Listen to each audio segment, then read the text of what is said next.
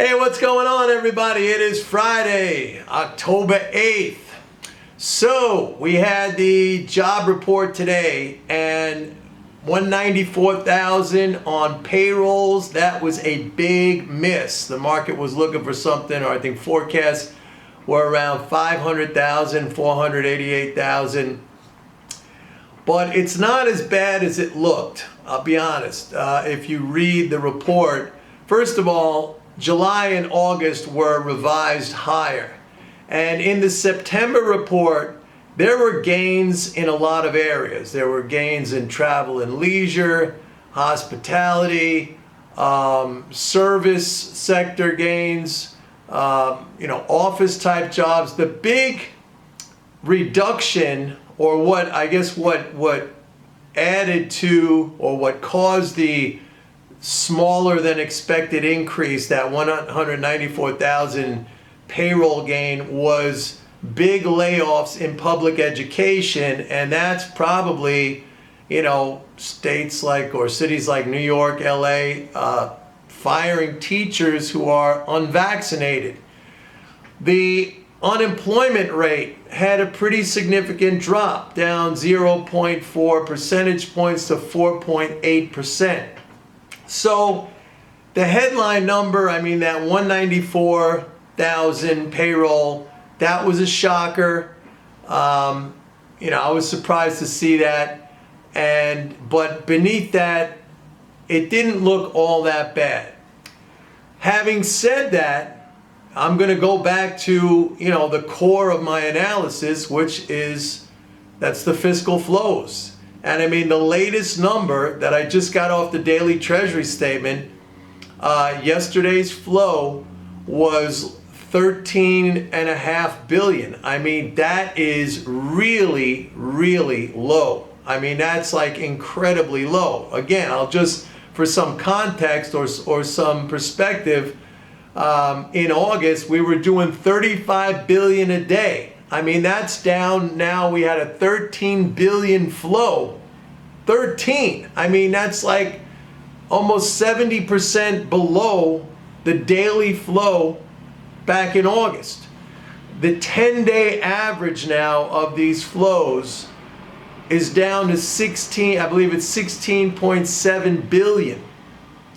That comes out to like 335 billion per month.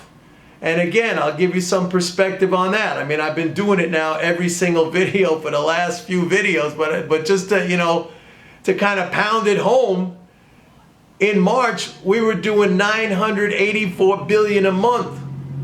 Then April, May, June was 700 billion. July and August, 600 billion. September, 576 billion. We're running at a flow rate, a monthly flow rate now of about 330 to 350 billion. That's even below the pre-pandemic monthly flow rate, back when everything was kind of normal.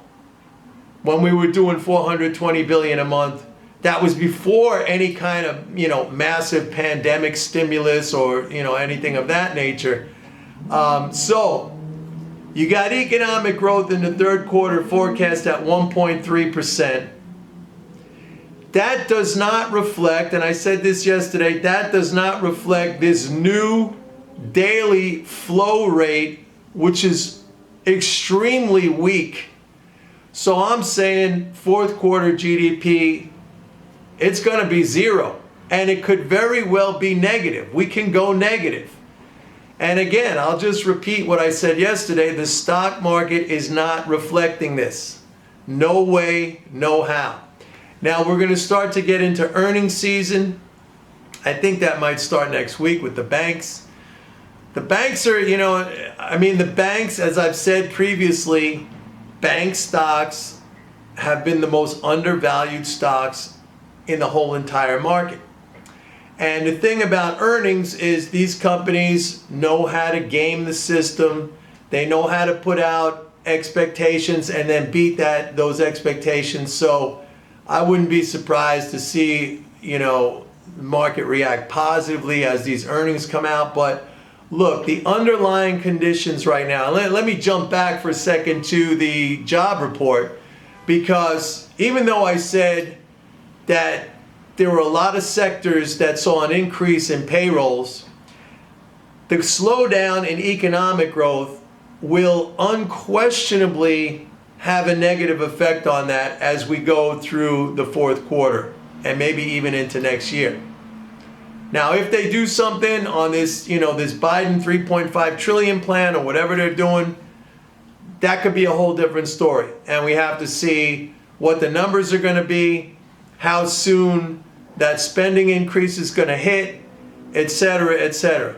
But right now, given the situation with the flows, I mean, we're looking at zero growth in the fourth quarter. And you heard it here first, folks. And I also said, we're going to be, even before the 1.3% growth forecast came out, I was telling you that, we're going to slow down significantly. And we see that happening already.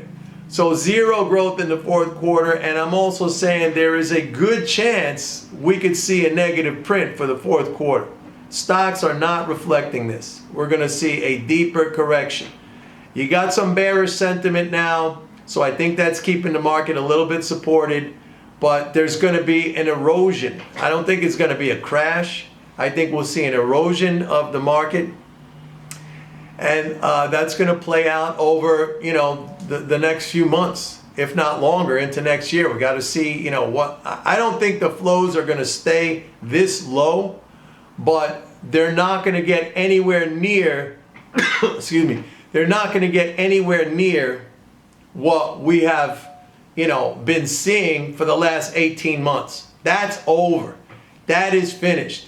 So we're going to have to reestablish some new, equilibrium level. It's going to be a lower growth rate. I think the stock market can, easily, I think,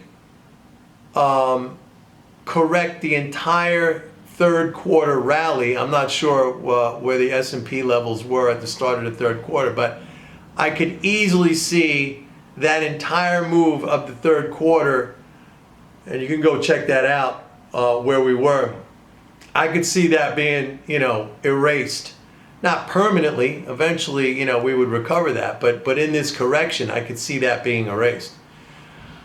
So that's where we are right now. And then don't forget, even though they put a patch on this debt ceiling thing until December 3rd, I mean, that's going to be an issue again around the end of November. We're going to be right back into that same, contentious haggling. Will they raise it? Won't they raise it? Will there be a default? We're going to be right back in there again. And that's around the time when, we're getting into the holidays. I don't know how motivated these senators and representatives are going to be to really work on that. They're going to want to go home and celebrate the holidays with their families or whatever. So yeah, it's shaping up to be quite a mess, I think. Anyway, that's it for today. Have a nice weekend. It's Friday. I'll probably see you over the weekend. I'll make a video.